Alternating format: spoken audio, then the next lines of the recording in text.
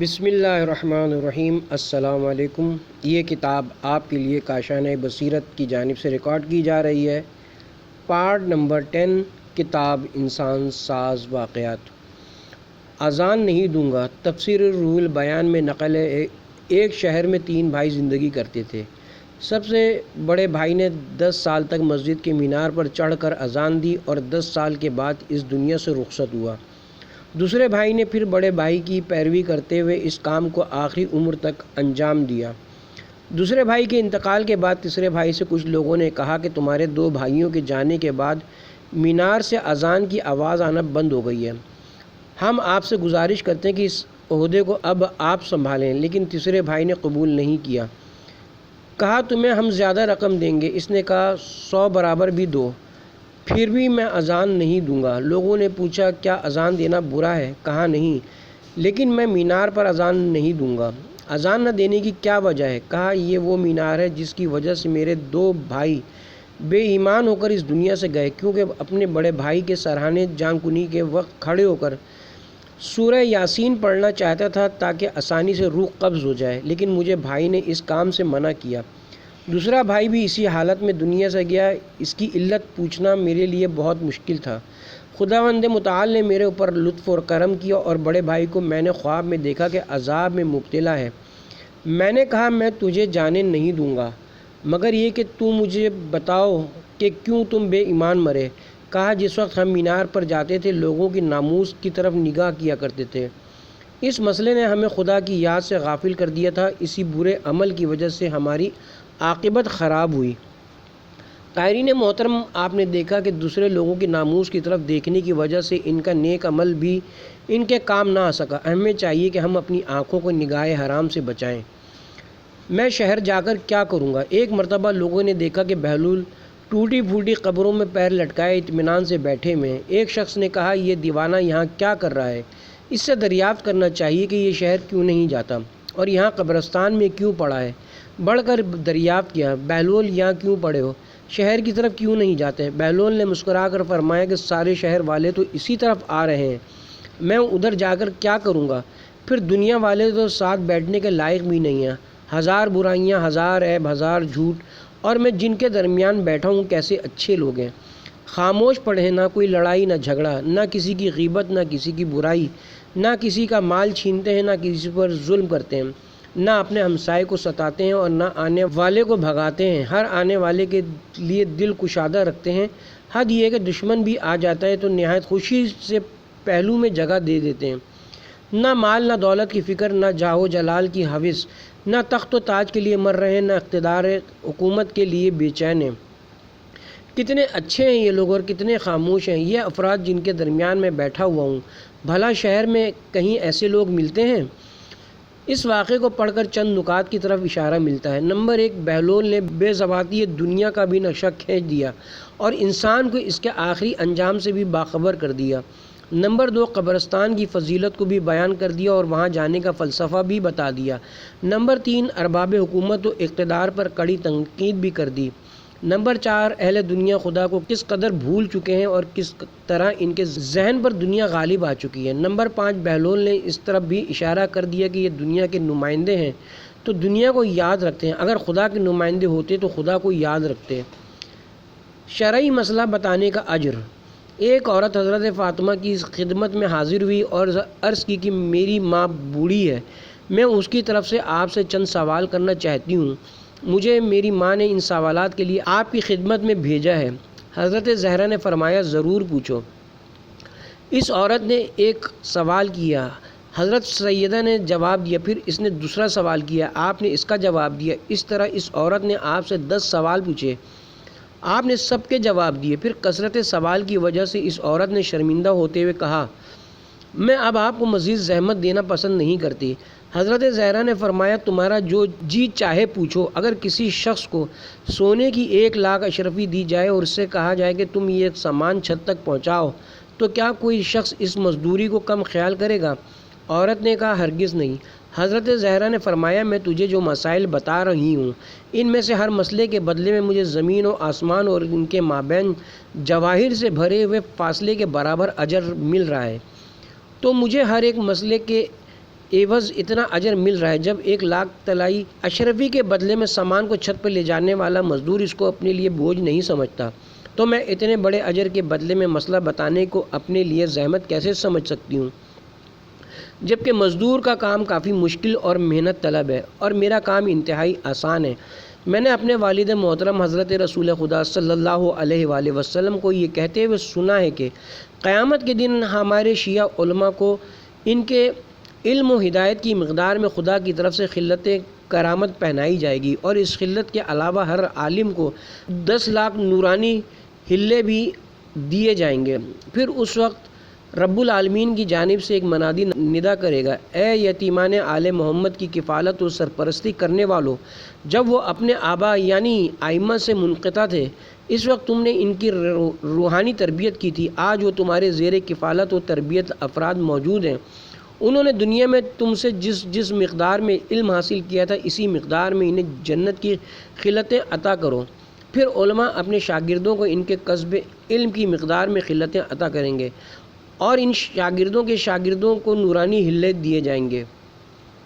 اسی طرح سے یہ سلسلہ جاری رہے گا۔ جب تمام شاگردوں کا سلسلہ پورا ہو جائے گا تو پھر ندائے قدرت بلند ہوگی، اب اتنی ہی تعداد میں ان شیعہ علماء کو نورانی ہلے دیے جائیں گے جتنی تعداد میں ان کے شاگرد لے چکے ہیں۔ جب اس تعداد میں پوشاکیں انہیں مل جائیں گی تو پھر حکم پروردگار ہوگا انہیں اس سے بھی دگنی پوشاکیں دی جائیں۔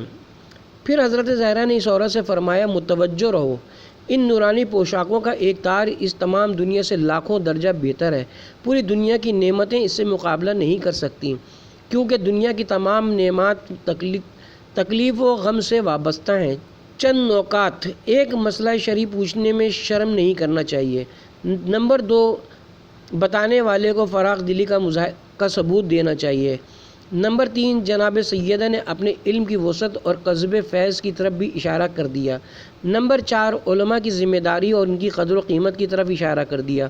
نمبر 5، مسئلہ شرعی بتانے کا اجر و ثواب بھی بتا دیا۔ ہم کھیلنے کے لیے پیدا نہیں ہوئے، کمسنی کا زمانہ ہے، سامرا کی گلیاں ہیں، بچے کھیل کود میں مصروف ہیں اور امام حسن عسکری علیہ السلام کھڑے رو رہے ہیں۔ بہلول دانا کا گزر ہوا، فرزند رسول کو روتے دیکھا، دل بے قرار ہو گیا، عرض کرتے ہیں، شہزادے کیا آپ کے پاس کھلونے نہیں ہیں تو میں ابھی لا دیتا ہوں، رونے کی کیا ضرورت ہے؟ شہزادے نے فرمایا، بہلول ہم اہل بیت کھیلنے کے لیے نہیں پیدا ہوئے، ہم عبادت و اطاعت کے لیے پیدا ہوئے ہیں۔ یہ کہہ کر قرآن مجید کی سورہ مومنین آیت نمبر 115 سنا دی۔ کیا تم یہ سمجھتے ہو کہ ہم نے تم کو عبث پیدا کیا اور تم پلٹ کر ہماری بارگاہ میں نہیں آؤ گے؟ بہلول متحیر ہو کر رہ گئے، عرض کرتے ہیں، فرزند رسول مجھے کچھ نصیحت فرمائیے۔ آپ نے چند نصیحت آمیز اشعار سنائے اور سنا کر اس قدر روئے کہ بے ہوش ہو گئے۔ بہلول نے گھبرا کر کلیجے سے لگا لیا، ہوش آیا تو عرض کی، شہزادے آپ اس قدر کیوں رو رہے ہیں؟ آپ پر تو کوئی ذمہ داری بھی نہیں ہے، آپ تو بچے ہیں۔ آپ فرماتے ہیں، بہلول میں نے دیکھا ہے کہ مادر گرامی جب آگ روشن کرتی ہیں تو پہلے چھوٹی لکڑیوں کو جلاتی ہیں، اس کے بعد بڑی لکڑیوں کی باری آتی ہے۔ میں سوچتا ہوں کہ اگر آتش جہنم کو روشن کرنے میں چھوٹی ہی لکڑیاں کام آئیں گی تو کیا ہوگا؟ یہ کہہ کر خاموش ہو گئے اور بہلول ایسی کمال دانائی اور حکمت کی باتیں سن کر فرط مسرت سے جھومنے لگے۔ چند نکات، نمبر 1، جب امام معصوم ہو کر ایسا خوف رکھتے ہیں تو ہمیں کتنا خوف رکھنا چاہیے۔ نمبر 2، امام نے انسان کے ہدف اور مقصد خلقت کو بھی بتا دیا۔ نمبر 3، کھیل کود کسی کام نہیں آئیں گے۔ نمبر 4، بچپنے سے ہی بچوں کو عبادت کی طرف راغب کریں اور عادت ڈالیں۔ نمبر 5، جنت کا شوق اور جہنم کا خوف رکھنا چاہیے۔ کون سا دوست بہتر؟ امام حسن عسکری علیہ السلام سے روایت ہے کہ حضرت امام زین العابدین علیہ السلام نے ایک شخص سے فرمایا، اگر تمہارے 2 دوست ہوں، ان میں سے ایک دوست مالدار ہو اور جب بھی تمہاری اس سے ملاقات ہو تو وہ ہر ملاقات پر تمہیں 10,000 درہم کی تھیلی دے، اور دوسرا دوست عالم ہو اور اس سے جب بھی تمہاری ملاقات ہو تو وہ تمہیں ایسی چیز کی تعلیم دے جس کی وجہ سے تم ابلیس کی ایک گروہ سے نجات حاصل کر سکو، اور تمہیں ایسی چیز سے آشنا کرے کہ تم شیطانوں کے ہیلے کو درہم برہم کر سکو اور ان کے دستے فریب کو قطع کر سکو۔ تم ان 2 دوستوں میں سے کس کو زیادہ عزیز رکھو گے؟ اس شخص نے جواب دیا، میں اس دوست کو زیادہ عزیز رکھوں گا جو مجھے ایسی چیزوں کی تعلیم دے جن کے ذریعے میں ابلیس کے فریب سے بچ سکوں۔ آپ نے اس سے دوسرا سوال کیا اور فرمایا اچھا یہ بتاؤ کہ اگر ایک شخص کافروں کے پاس قید ہو اور ایک شخص نواسب اور خاندان نبوت کے دشمنوں کے استدلال کی قید میں پھنس رہا ہو، وہ اسے اپنے دلائل سے گمراہ کرنا چاہتے ہوں، تو ان دو قیدیوں میں سے تم کس کو آزاد کرانا بہتر سمجھتے ہو؟ اس شخص نے کچھ دیر تأمل کرنے کے بعد کہا مولا، میں اس مومن کو جو ناصبیوں کے ہاتھوں قید ہے چھڑانا پسند کروں گا، اور اس کی چند وجوہات ہیں۔ نمبر 1، اگر میں مومن کو نواسب کے دام ضلالہ سے چھٹکارا دلانے میں کامیاب ہو گیا تو وہ دوزخ کا ایندھن بننے سے بچ جائے گا اور جنت میں داخل ہو جائے گا۔ نمبر 2، اس کے برعکس کسی مومن کو کافروں کی قید سے نجات دلاتا ہوں تو زیادہ سے زیادہ اپنی طبعی عمر پوری کر سکے گا۔ نمبر 3، اگر بالفرض کفار اپنے قیدی کو قتل بھی کر دیں تو وہ شہادت کی وجہ سے جنت میں جائے گا، لیکن اگر کوئی مومن نواسب کے دام میں پھنس گیا تو وہ دوزخ میں جائے گا۔ آپ نے فرمایا بہت خوب، اللہ تعالیٰ تیرے باپ پر رحم کرے جس نے تیری اچھی تربیت کی ہے اور تو نے میرے مافیوس ضمیر کی صحیح ترجمانی کی ہے، اور تو نے پیغمبر کی تعلیمات سے بال برابر بھی انحراف نہیں کیا۔ چند نکات۔ نمبر 1، بہترین دوست وہ ہے جو تمہیں علم دے، علم ہی بہترین دولت ہے۔ نمبر 2، شیطان تمہارا کھلا دشمن ہے، اس کے فریب سے بچو۔ نمبر 3، مال کی کوئی اہمیت نہیں۔ نمبر 4، اپنی معلومات میں اضافہ کرو تاکہ دوسرے لوگوں کو گمراہی سے بچا سکو۔ نمبر 5، ہمیشہ رب زدنی علما یہ دعا کرتے رہا کرو۔ احسان کا بدلہ۔ ایک نیک آدمی 20,000 درہم کا مقروض تھا، البتہ اس کا ادا کرنا اس کے لیے ممکن نہیں تھا۔ صاحب قرض مسلسل مطالبہ کر رہا تھا۔ ایک دن صاحب قرض نے اس سے سخت لہجے میں گفتگو کی اور یہ ظاہر کر دیا کہ اس سے زیادہ مہلت نہیں دے گا۔ اس کے سخت لہجے میں بات چیت کرنے سے قرض لینے والا رونے لگا اور پریشانی کے عالم میں روتا ہوا گھر کی طرف چل دیا تاکہ کوئی راہ حل پیدا کرے۔ راستے میں اپنے پڑوسی جو کہ یہودی تھا اس سے ملاقات ہوئی۔ یہودی نے اسے دیکھ کر اندازہ لگا لیا کہ کسی مشکل میں گرفتار ہے۔ یہودی نے اس سے کہا میں تمہیں دین اسلام کی قسم دیتا ہوں جس پر تم ایمان و اعتقاد رکھتے ہو، بتاؤ کیا پریشانی ہے؟ مسلمان نے پورا ماجرا سنا دیا۔ یہودی گھر گیا اور اس نے 20,000 درہم لے کر مسلمان کو دے دیے اور کہا میرا دین آپ سے الگ ہے، لیکن بہرحال میں تمہارا پڑوسی ہوں، مناسب نہیں کہ تم قرض کی بنا پر رنج و غم میں مبتلا رہو، یہ رقم لے جا کر صاحب قرض کو دے دو۔ قرض دار رقم لے کر صاحب قرض کے گھر گیا۔ اس نے کہا تمہارے پاس تو پیسے نہیں تھے، یہ کہاں سے آئے؟ قرض دار نے یہودی پڑوسی کا ماجرا بیان کیا۔ صاحب قرض یہ سن کر غور و فکر کرنے لگا اور کچھ دیر بعد گھر گیا اور اس سے 20,000 درہم لیے بغیر واپسی کی رسید دے دی اور کہا میں اس یہودی سے کم نہیں، اب میں تم سے قرض کا مطالبہ نہیں کروں گا۔ قرض دار خوش ہو کر اپنے یہودی پڑوسی کے پاس واپس آیا اور اس کا شکریہ ادا کیا اور 20,000 درہم اسے واپس دے دیے۔ اس شب صاحب قرض نے خواب میں دیکھا کہ قیامت برپا ہے اور نیکیوں کے نامہ اعمال کو دائیں ہاتھ اور برائیوں کے نامہ اعمال کو بائیں ہاتھ میں دے رہے ہیں۔ اس کے نامہ اعمال کو دائیں ہاتھ میں دیا گیا اور حساب و کتاب لیے بغیر اسے جنت کی طرف روانہ کر دیا۔ اس نے فرشتے سے پوچھا مجھے بغیر حساب و کتاب جنت میں کیوں لے جا رہے ہو؟ فرشتے نے کہا تم نے اس نیک آدمی پر احسان کیا ہے، پس جس طرح تم نے اسے حساب و کتاب میں سختی نہیں کی اسی طرح ہم نے بھی تمہارے حساب و کتاب میں سختی نہیں کی، اور جس طرح تم نے اپنا مال اس شخص کو بخش دیا تو اسی طرح ہم نے تمہارے گناہوں کو بخش دیا۔ چند نکات۔ نمبر 1، ہمیں پڑوسیوں کا خیال رکھنا چاہیے اور ایک دوسرے کے حقوق کو ادا کرنا چاہیے۔ نمبر 2، جب کسی کو قرض دیں تو قرض دار کو اذیت و تکلیف نہ دیں۔ نمبر 3، اگر آج ہم کسی سے سختی کریں گے تو کل ہمارے ساتھ بھی سختی کی جائے گی۔ نمبر 4، ہر ایک کے دکھ درد میں شریک ہونا چاہیے۔ نمبر 5، آج ہم کسی کو معاف کریں گے تو خدا ہمیں معاف کرے گا۔ مجھے حیوانات کی زبان سکھا دو۔ کہتے ہیں ایک روز ایک جوان حضرت موسیٰ کے پاس آیا اور کہا اے موسیٰ میں چاہتا ہوں حیوانات کی زبان سیکھوں، کیا آپ مجھے ان کی زبان سکھاؤ گے؟ حضرت موسیٰ نے کہا اے جوان یہ کون سا کام ہے جو تم انجام دینا چاہتے ہو؟ جاؤ اور اس خیال کو اپنے ذہن سے نکال دو۔ یہ جوان مطمئن نہ ہوا۔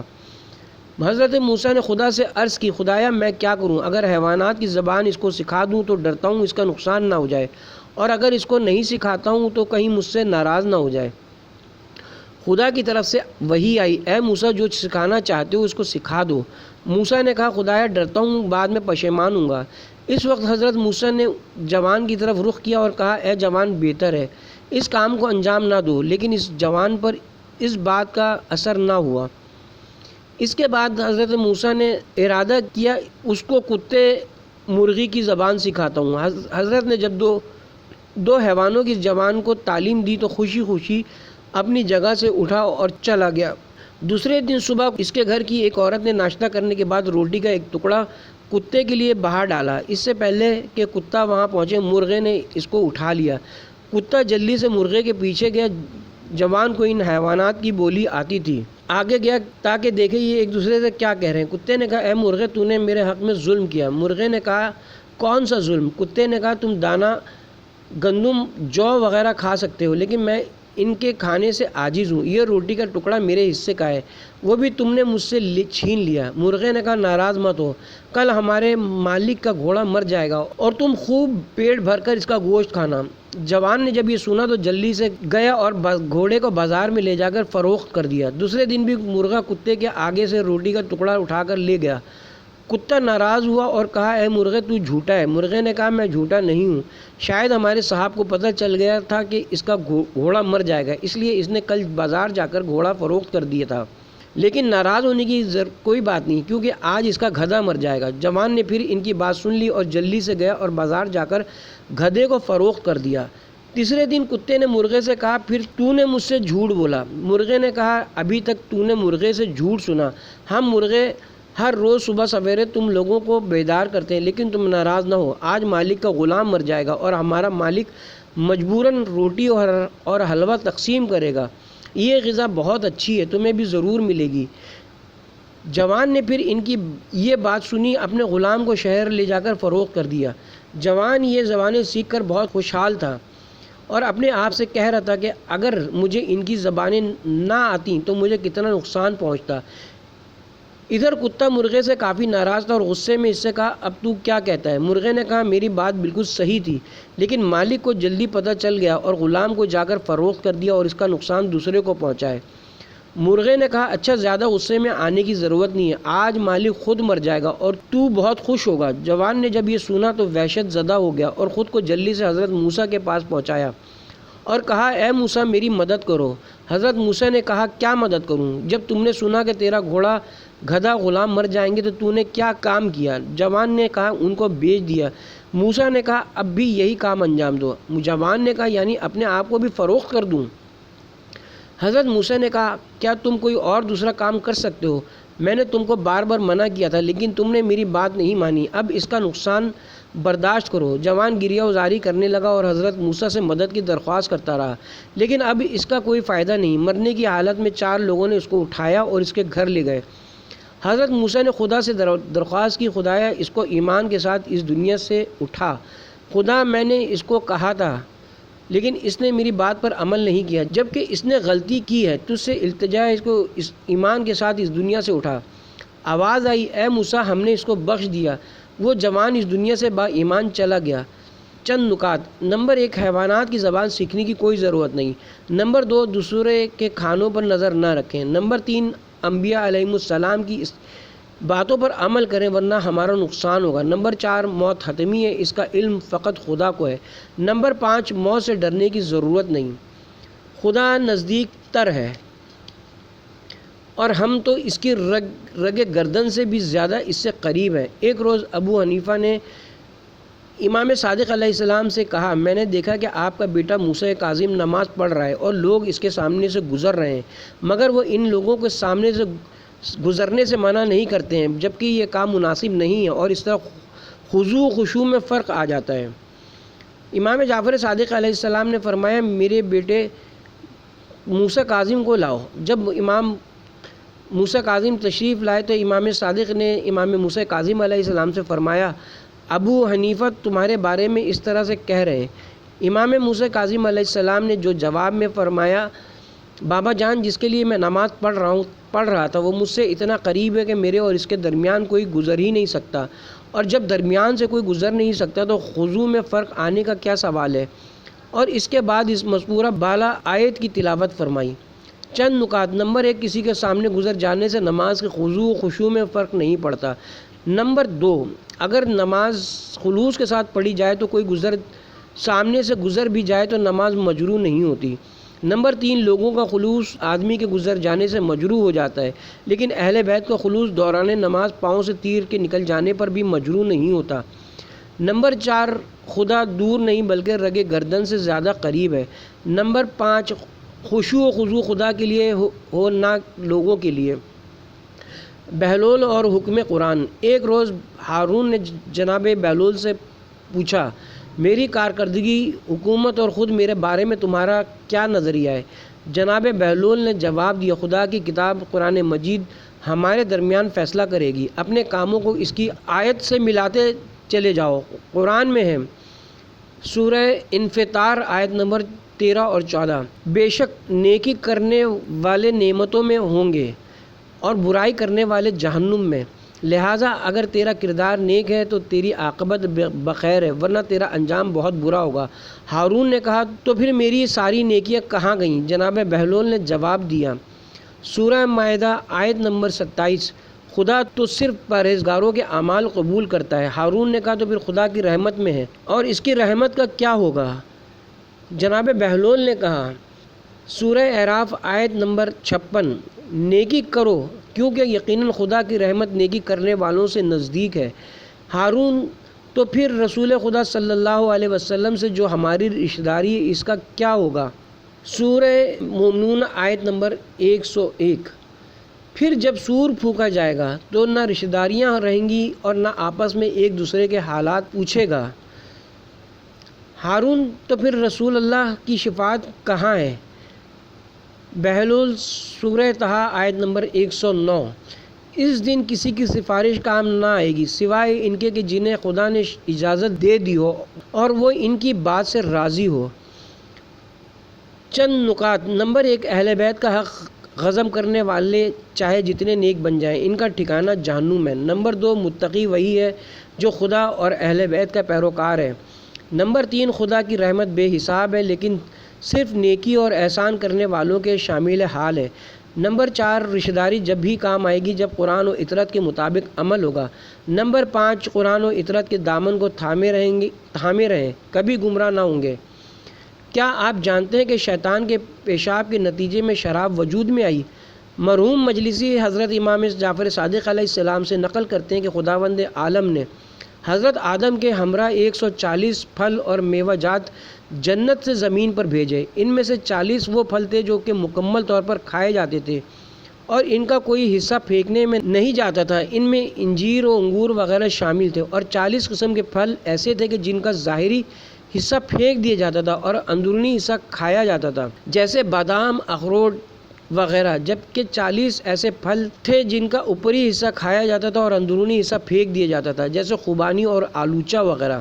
حضرت آدم جس پھل کی ٹہنی کو توڑنے کا ارادہ کرتے تھے پہلے خدا کا نام لیتے تھے، لہٰذا وہ ٹہنی سبز ہو جاتی تھی اور پھل دینے لگتی تھی۔ حضرت حوا جب ان ٹہنیوں کی کاشت کرتی تھیں تو اگرچہ وہ بھی خدا کا نام لیتی تھیں اس لیے ان کی ٹہنی سبز ہو جاتی تھی مگر پھل نہیں دیتی تھی۔ اگر آدم نے حوا کی تمام ٹہنیاں توڑ کر دی ہوتی تو آج روئے زمین پر کوئی بے ثمر درخت نہ ہوتا۔ حضرت آدم جس ٹہنی کی کاشت کرنا چاہتے شیطان کوئی مخالفت نہ کرتا تھا، لیکن جب انگور اور خرما لگانے کا وقت آیا تو شیطان نے کہا، مجھے بھی شریک کرو اور ان درختوں سے مجھے بھی حصہ دو ورنہ میں انہیں سرسبز ہونے نہ دوں گا۔ حضرت آدم علیہ السلام نے فرمایا، صبر کرو، جبرائیل کو آنے دو، وہ ہم دونوں کے درمیان فیصلہ کریں گے۔ جب جبرائیل آئے تو جناب آدم نے واقعے کو نقل کیا تو جبرائیل نے کہا، اسے ان دونوں درختوں میں حصے دار بناؤ تاکہ تمہیں کوئی نقصان نہ پہنچائے۔ حضرت آدم نے فرمایا، ان درختوں کا 1/3 تمہارا ہوگا، تو شیطان نے قبول نہ کیا۔ حضرت آدم نے کہا، آدھا تمہارا اور آدھا میرا ہوگا، تو پھر بھی شیطان راضی نہ ہوا اور کہا کہ اگر اس کا 2/3 مجھے دو گے تو مجھے اعتراض نہ ہوگا۔ حضرت آدم نے جب جبرائیل کے اشارے پر قبول کر لیا اور خدا نے اس دن سے حکم فرمایا کہ انگور یا خرما کا پانی کو ابال آئے تو جب تک اس کا 2/3 حصہ ضائع نہ ہو جائے، ابلیس کا حصہ ہے، اس کا پینا حلال نہیں ہوگا اور اس کے لیے نجاست کا حکم ہوگا اور وہ شراب کہلائے گی، کیونکہ حصے دار بننے کے بعد شیطان نے ان کے پودوں کے پاس پیشاب کیا اور چلا گیا۔ اسی بنا پر جب انگور کے پانی کو شراب بناتے ہیں تو وہ بدبودار اور بدمزہ ہو جاتی ہے، کیونکہ اس میں شیطان کا پیشاب گرا ہوا ہوتا ہے۔ شراب کی حرمت صرف اس امت کے لیے نہیں ہے بلکہ تمام پچھلے ادیان میں شراب حرام رہی ہے اور قیامت تک حرام رہے گی۔ کیا آپ جانتے ہیں کہ حضرت آدم کے بعد کیوں کر انسانی نسل میں اضافہ ہو گیا؟ حضرت حوا سے 70 مرتبہ اولاد دنیا میں آئی اور ہر مرتبہ ایک بیٹا اور بیٹی پیدا ہوئے، یہاں تک کہ خدا نے انہیں ایک بیٹا شیش عنایت فرمایا، لیکن ان کے ساتھ کوئی بیٹی نہ تھی۔ حضرت آدم کے فرزند شیش اور یافس کے علاوہ جتنے بیٹے اور بیٹیاں پیدا ہوئیں سب کے سب بغیر شادی کے اس دنیا سے رخصت ہو گئے، جبکہ یہ دو فرزند جب سن بلوغ کو پہنچے تو خدا نے جنت سے 2 حوریں حضرت آدم کی طرف بھیجیں جن کے نام نزلہ اور منزلہ تھے۔ خدا نے حکم دیا کہ ان دونوں حوروں کو شیش اور یافس، ان کے ساتھ بھی کوئی دوسری اولاد پیدا نہ ہوئی تھی کہ نکاح میں لایا جائے۔ ان دونوں جوڑوں سے بیٹے اور بیٹیاں متولد ہوئیں جو آپس میں چزازاد تھے اور ان کی آپس میں شادی ہوئی اور اس طرح انسانی نسل میں اضافے کا سلسلہ جاری ہوا۔ کیا آپ جانتے ہیں کہ بت پرستی کیسے شروع ہوئی؟ جب حضرت آدم علیہ السلام دنیا سے چلے گئے تو ان کی اولاد ان سے مانوس ہونے کی بنا پر ان پر بہت زیادہ روتی تھی اور غم کے مارے بے حال ہوئی جاتی تھی۔ شیطان نے ان کے دل میں وسوسہ پیدا کیا کہ اپنے باپ کی شبیہ بنائیں جو ان کی دلی تسلی کا باعث بنے، لہٰذا انہوں نے آدم کا مجسمہ تیار کیا اور روزانہ اس مورتی کی زیارت کو آنے لگے اور خود کو اس کے ذریعے تسلی دیتے تھے۔ کچھ عرصہ گزرا کہ شیطان نے ان سے کہا، تمہارے باپ آدم بزرگ و محترم تھے اور تمہارے وجود میں آنے کے سبب بھی تھے، اس لیے وہ اس لائق ہیں کہ ان کو سجدہ کرو اور ان کی عبادت کرو، بلکہ حوا کی بھی شبیہ بناؤ اور اسے بھی سجدہ کرو۔ انہوں نے ایسا ہی کیا۔ کچھ عرصہ گزرنے کے بعد لوگوں کے ذہنوں میں یہ بات راسخ ہو گئی کہ یہی ان کے خالق ہیں اور یوں رفتہ رفتہ بت پرستی بنی آدم کے درمیان رائج ہو گئی۔ کیا آپ جانتے ہیں حجر اسود پہلے سفید ہوتا تھا؟ حجر اسود فرشتوں سے تعلق رکھنے والا ایک عظیم فرشتے کا نام تھا جو خدا کی وحدانیت، پیغمبر اسلام کی خاتمیت اور حضرت علی کے وسیع ہونے کا معتقد تھا۔ ملائکہ کے درمیان محمد و آل محمد سے محبت میں کوئی بھی اس کی مانند نہ تھا، اور خدا نے میثاق کے وقت جب بندوں سے اپنی وحدانیت، پیغمبروں کی رسالت اور ان کے اوصیاء کی وصایت کا اس ملک کی جانب موجودگی میں اشارہ کیا تو سب کے سب اعترافات کو امانت کے طور پر اس ملک کے سپرد کر دیا اور اس ملک کو در سفید کی صورت میں تبدیل کر کے حضرت آدم کو دے دیا۔